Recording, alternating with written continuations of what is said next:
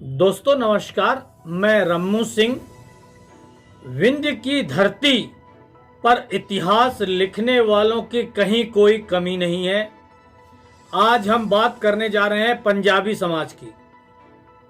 पंजाबी समाज के गुरुद्वारों में जो गुरु ग्रंथ साहिब पढ़ा जाता है, जो आरती की जाती है, उसमें एक श्लोक रीवा राजघराने में रहने वाले नाऊ का भी शामिल है। यह नाऊ पहले बाल दाढ़ी काटने का काम करता था रीवा राजघराने का। बाद में यह संत बन गए। इन्हें रीवा राज द्वारा बांधवगढ़ में रहने का स्थान दिया गया था। सुनिए पंजाबी गुरुद्वारे के ज्ञानी जी विस्तृत जानकारी में क्या बता रहे हैं। जी, आप कुछ बता रहे थे। गुरु ग्रंथ साहब में 15 संतों की वाणी है। जी हाँ जी, 15 संतों की वाणी है। उसमें महाराष्ट्र के संत हैं भगत नामदेव जी,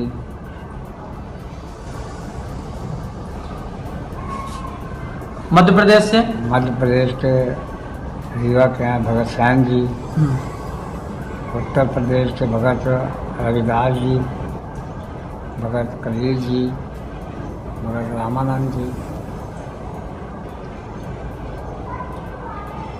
बंगाल के भगत हैं भगत जयदेव जी।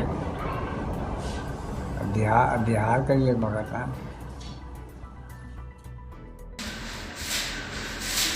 सिटी कोतवाली के पीछे पंजाबी गुरुद्वारे में है, जहाँ परमजीत सिंह यहाँ के मुख्य ग्रंथी हैं और लाजपत सिंह भाटिया जी, लजपात सिंह भाटिया जी।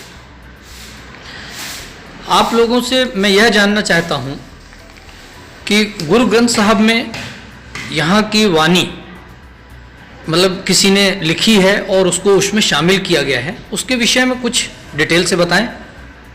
जैसे गुरु ग्रंथ साहब में हमारे कई भक्तों की वाणी, कई भट्टों, कई गुरसिखों की वाणी दर्ज है, जिसमें से जैसा कि अभी आपने बोला कि भगत सैन जी, श्री भगत सैन जी, जो उनकी वाणी हमारे गुरु ग्रंथ साहिब में दर्ज है और हम उस चीज़ को रोज़ पढ़ते भी हैं। कहाँ के हैं वो रहने वाले तो पंजाब के हैं और लाहौर में रहते थे, लेकिन अपने रीवा में एक महाराजा सन उनके यहाँ वो पहले नाई का काम करते थे रीवा में। हाँ। वो भी उसका नाम इस समय बांधवगढ़ हो गया है जी का नाम। वहाँ पे वो नाई का काम करते थे और उस उनका जो भगत सैन जी का जो शब्द है हमारे गुरु ग्रंथ साहिब में 695 अंग पे वो शब्द जो है उनका दर्ज है। 695 में उनका दर्ज है। तो वो बताएंगे आप क्या?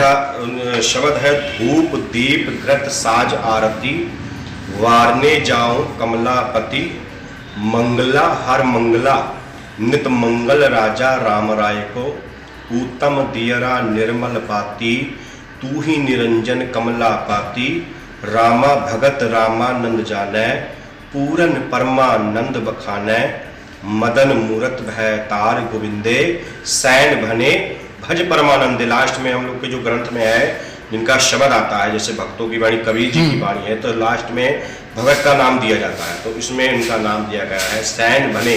और भगत सैन जी कह रहे हैं सैन बने भज परमानंद। ये शब्द हमारे गुरु ग्रंथ साहिब में 695 अंक पे दर्ज किया गया है। जी भाटिया जी, आप बताएं उनके विषय में आपने और क्या सुना है। ये उनकी वाणी जो है वो गुरु ग्रंथ साहब में अंकित है। भगत सैन जी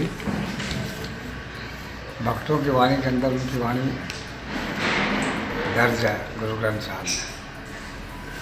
और बहुत यानी प्रसिद्ध भक्त थे, संत थे, पूजनीय थे।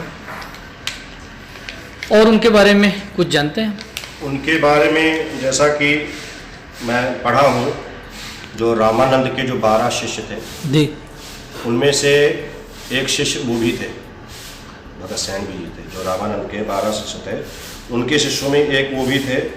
और उसके बाद ये जो रीवा में राजा राम कोई थे वहाँ पे रीवा में, उनके दरबार में ये नाई का काम करते थे।